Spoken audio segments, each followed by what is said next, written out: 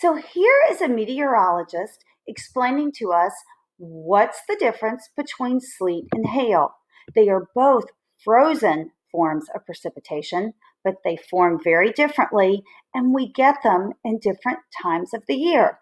So after you watch this video, we'll see if you know the difference. Maybe you can ask your parents or someone else in your family, do they know the difference between sleet and hail?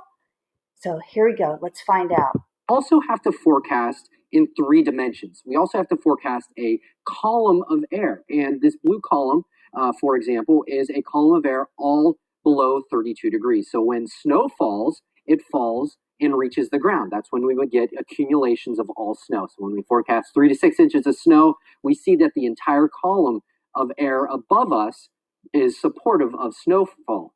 But if there happens to be one layer of that atmosphere that happens to be above 32 degrees, what happens? Snow falls, it hits that layer and melts, but there may be a layer right along the lower atmosphere that allows that rain to refreeze, and that's how we get sleet. So that's sleet. That is a wintertime phenomenon. What we also have is we have hail. Hail, once again, a frozen type of precipitation, but this is in the summertime. We have a strong updraft that really brings water molecules really high in the atmosphere. You're talking 6 or 7 miles in the atmosphere. And by then, these water droplets are frozen.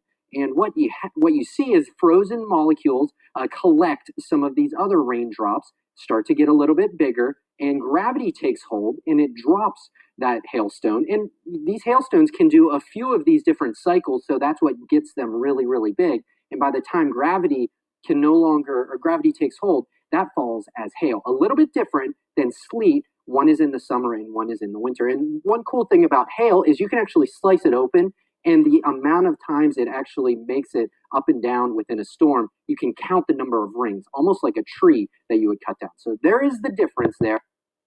So, did you figure it out? What's the difference between sleet and hail? Could you ask someone in your family if they know? And if not, explain it to them. Which is in the summer? Which is in the winter? Which one has rings that you can count?